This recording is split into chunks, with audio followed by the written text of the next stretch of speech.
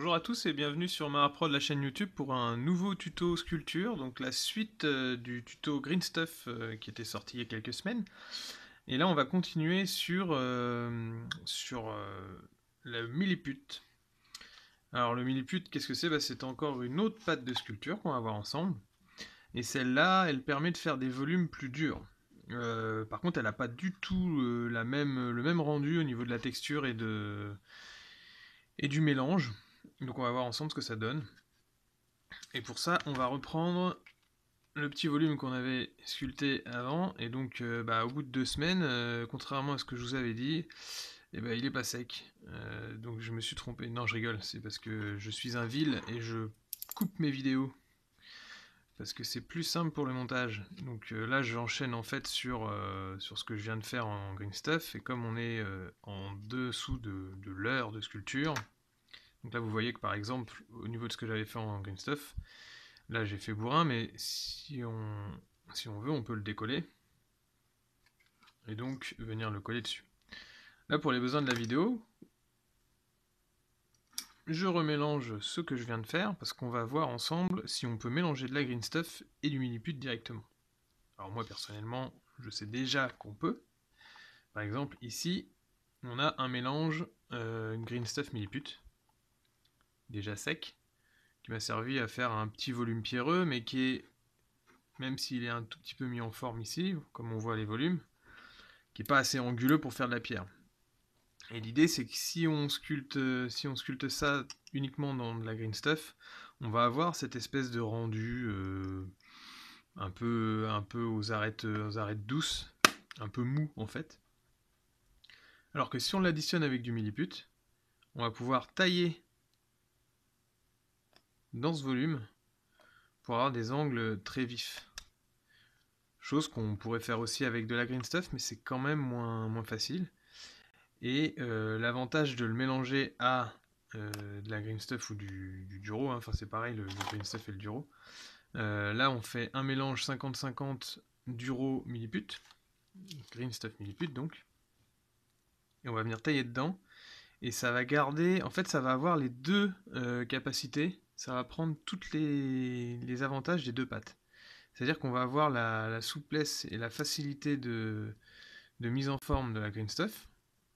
Alors moi je trouve, c'est parce que j'ai l'habitude, je dis ça, j'ai pris l'habitude de cette pâte là, donc je suis assez à l'aise avec, mais à vous de trouver la pâte qui vous conviendra, en faisant des tests avec toutes celles qui existent, et petit à petit, vous aurez vos habitudes avec vos propres pâtes, peut-être même vos propres mélanges. Et donc là ce que je dis, c'est qu'en fait, on a l'avantage de la green stuff, qui est agréable au mélange, souple, facile à mettre en forme, et on va gagner la dureté du milliput également un petit peu pendant le mélange à la sculpture et surtout ensuite au séchage, ce qui va nous permettre de tailler dedans et de faire des volumes anguleux, des failles, des fissures, éventuellement de le poncer comme on avait vu dans la première, mais là avec des angles encore plus vifs, qu'on ne pourrait pas forcément faire avec la green stuff seule. Et après, on pourrait le faire uniquement avec du milliput, bien sûr, mais ça serait un petit peu cassant. Voilà, tout dire. Donc ça, je laisse ça dans un coin et on va voir ensemble le mélange de milliput. Donc le milliput, il y en a de 3 types. Ici, on a du yellow grey. Juste avant celui-là, parce qu'on va faire dans l'ordre, il y a du milliput dit terracotta, dont la boîte va être plutôt blanche et verte foncée, et marron foncé. Et ensuite, il y a le milliput super fine, qui lui va être blanc. Donc à chaque fois, ça se présente sous 2 boudins, comme ça.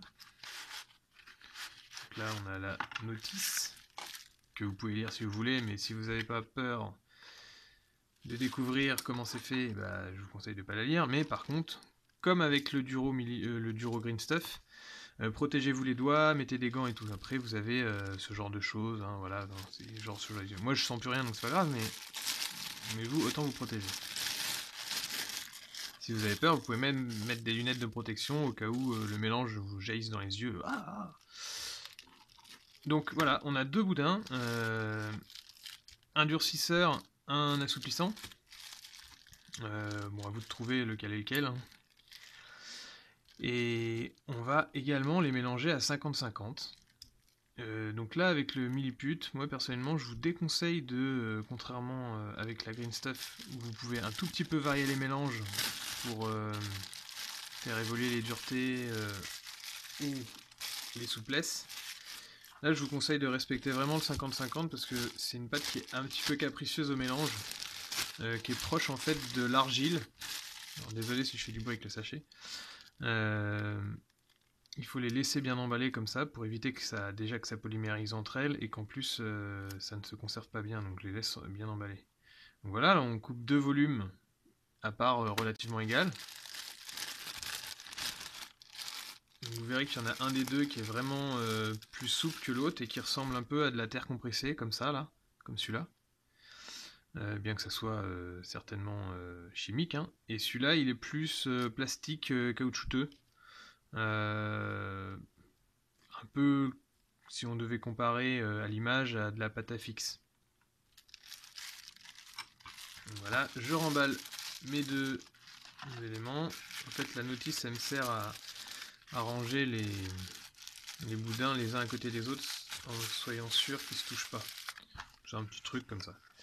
Donc, je reviens rapidement sur les trois types de pâtes. Donc, la terracotta, elle est faite pour réparer tout ce qui est porcelaine. Donc, elle va être assez... donc déjà, elle est de couleur terre.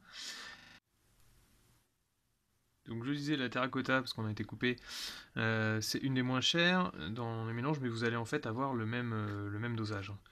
Mais par contre, elle est un peu grossière pour la figurine. Ensuite, entre les deux, vous avez la Yellow Grey, qui va être d'une texture un peu équivalente à une argile fine. Et ensuite, vous avez la super fine, qui est censée être super fine. You know. Donc elle, j'ai jamais vraiment testé parce que en fait, celle-là, elle me convient bien. Donc je suis resté à celle-là, mais sinon, à mon avis, ça se vaut. Et l'avantage de celle-là, c'est qu'elle est jaune, donc quand on travaille en green stuff, et ben, on garde le vert. Et quand elle se mélange, elle fait une jolie couleur kaki. Et donc une fois sèche, je vous remonte le petit Artémis. Elle peut se poncer, comme ceci. Donc si on taille là-dedans pour voir, une fois que c'est bien sec, on va pouvoir faire carrément des éléments durs, comme ça. Donc on mélange, comme avec le Duro Green Stuff, avec de l'eau. Et là, vous allez voir que c'est... Bon, c'est mon sentiment personnel. Moi, je trouve que c'est beaucoup moins agréable à mélanger que la green stuff. La green stuff, elle se mélange rapidement. Le milliput, il a tendance à être un petit peu grumeleux et surtout, comment dire, au niveau des adjectifs, il va se défaire. Il va rester collé au doigt. Bon, c'est un petit truc à prendre, mais en fait, exactement comme de l'argile, normal. Vous allez voir que c'est pas du tout la même sensation.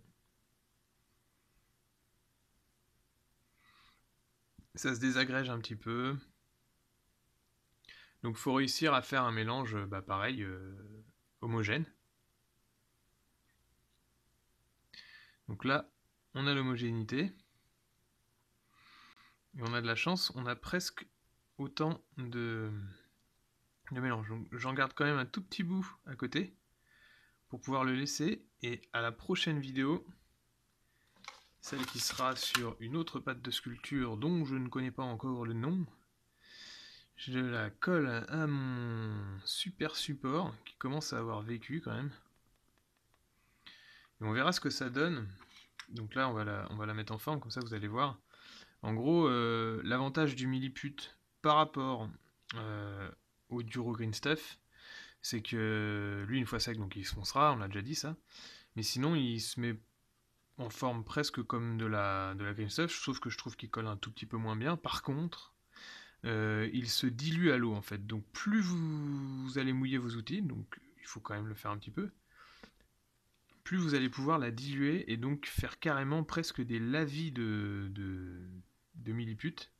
Pour aller dans les creux, c'est génial. Et en fait, il se dissout dans l'eau, donc vous pouvez carrément prendre une toute petite coupelle. On va le faire ensemble pour diluer le milliput.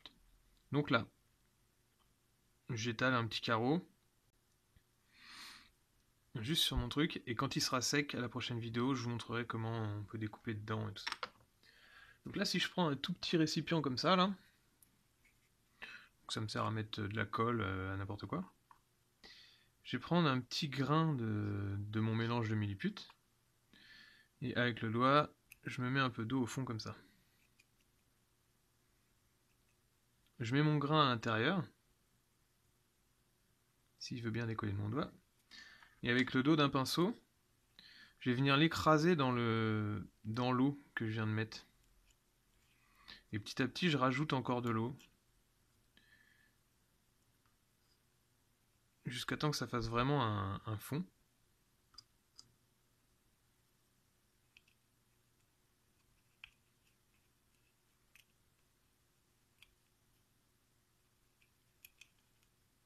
Vous allez voir que ça teinte votre... Alors bon, déjà ça colle un peu au pinceau, hein, ça c'est normal. Mais là par exemple, si je l'étale sur mon support ici, on voit que c'est en train... Enfin ouais, à mon avis on ne le voit pas trop à la caméra, mais c'est en train de teinter l'eau parce que ça se dilue vraiment comme une peinture. C'est comme si vous écrasiez un bout de pigment sec. Et ça, bah, plus vous chargez votre mélange en milliput, votre mélange d'eau, plus vous allez pouvoir aller dans les creux avec ça pour carrément combler des choses. Donc, pour le mélange, il faut le savoir, donc vous pouvez faire un lavis avec du milliput. Et là, on va mélanger les deux morceaux, donc on est à 50-50. Généralement, ça réagit plutôt bien. Si vous avez mis un peu trop d'un des deux mélanges, ça peut exploser. Donc c'est la même caractéristique que le C4. Hein. Je rigole. N'appelez pas les services antiterroristes. Donc, mauvaise blague. On a un bon mélange à 50-50 de green stuff, parfois communément appelé Duro, et de milliput. Et donc là, vous allez avoir un mélange assez doux au toucher, qui parfois peut un petit peu, si vous avez mis un tout petit peu trop de milliput, également faire la même chose au niveau du lavis, ou alors même se désagréger. Mais là, on a un bon mélange. Donc vous voyez que sur mes doigts, en fait, ça en laisse un peu comme le lavis. Et ça fait des trucs sympas. Et donc, on a un mélange qui est souple, qui va permettre de se mettre en forme exactement comme du green stuff, mais qui, une fois sec, va être par contre à la fois beaucoup moins souple et beaucoup plus dur. Donc vous allez pouvoir retailler dedans. Donc là, par exemple, je suis parti encore sur un volume de grosses gouttes, et on va faire une grosse flamme, par exemple. Je dis souvent par exemple, et bien par exemple, on va faire une grosse flamme. Je le redis. Donc là, j'étale un peu sur les côtés. D'habitude, je fais mes flammes uniquement en green stuff. Alors bon, on va essayer avec green stuff milliput. L'idée, c'est d'avoir comme une sorte de feu qui s'étale un petit peu sur son socle, mais surtout que ça nous tient, enfin ça nous permet de bien l'intégrer. Après, une fois que c'est sec, généralement, je viens retailler un peu dedans. Là, il tient un peu mal, donc à mon avis, ça va pas le faire, mais bon. Pas grave, hein, on peut se louper aussi en vidéo, c'est ça comme ça qu'on apprend.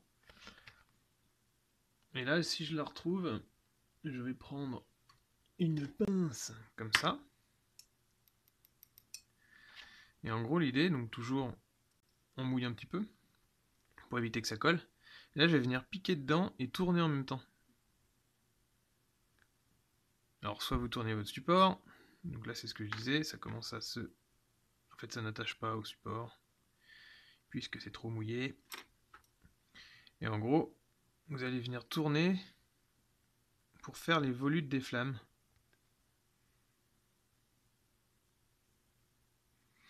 J'ai une flamme qui s'en va.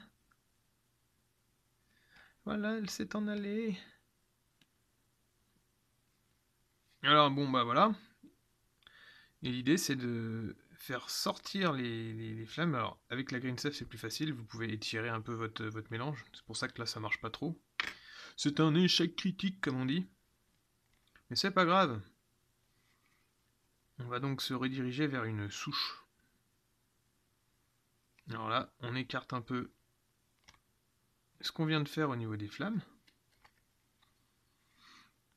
Pourra vous servir de souche, tiens, pour faire un arbre bizarre qui est en train de... ou qui a été coupé pour Nurgle. Et le pire, c'est que même si vous commencez et que vous avez jamais touché un mélange green stuff milliput, et ben ce que vous ferez pour essayer de faire un arbre sera toujours mieux que ce que Games Workshop vient de sortir au niveau de son arbre. Non, non, mais si, je vous jure. Hein. Parce que l'espèce de gros truc... Non, j'arrête là, on critique pas. On critique pas. Donc là, on a une souche. On a l'écorce un peu sur les côtés. Ah, c'était facile. Hein. Et là, ben, je viens faire le bois coupé.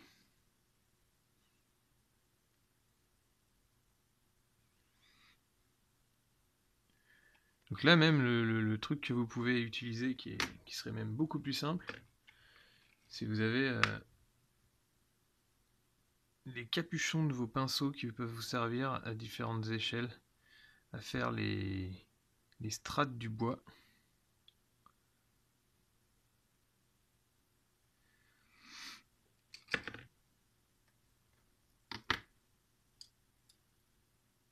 On fait un peu de strie dans l'écorce.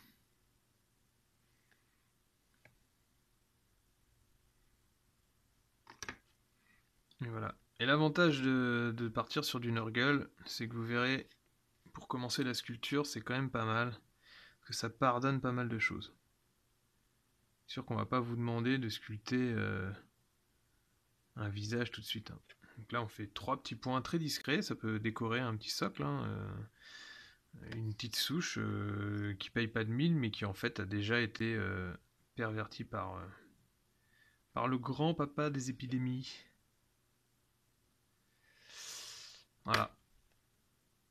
Donc voilà pour le milliput, hein, ça va pas aller beaucoup plus loin sur cette vidéo. On aurait pu, si j'avais prévu, faire une taille de milliput sec, mais en gros ça équivaut à tailler dans un morceau de plastique un peu plus friable. Donc si vous n'avez pas vu ma vidéo sur le décor Space Marine où je fais un piédestal en plastique, et bah en milliput ça équivaudrait au même une fois sec. On verra quand même ce qu'on peut faire avec ce petit pad là dans la prochaine vidéo. Mais sinon quand c'est encore sec comme ça, bah, vous pouvez quand même graver des choses. Quoi. Si c'est un parchemin ou alors une tablette. Et puis une fois que c'est sec, bah, vous venez retailler. Bon, vous pouvez retailler quand c'est humide, mais le mieux c'est de retailler quand c'est sec, comme ça vous aurez un angle nickel. C'est pour ça qu'est fait le milliput. Bref, voilà, c'est tout pour cette vidéo. J'espère que ça vous a plu pour ce second tuto sur les pâtes. Et pour la prochaine, on verra, on va dire sûrement, j'oublie toujours son nom, je sais pas, soit du ouais, peut-être du brown stuff, tiens. Ou alors de la Procreate, on verra. Et donc toutes ces pâtes-là se mêlent entre elles. Je vais certainement faire une première partie en fait sur les pâtes de sculpture qui sèchent à l'air et une seconde partie sur les pâtes de sculpture qui se cuisent. A bientôt et si ça vous a plu, n'hésitez pas à commenter et à vous abonner.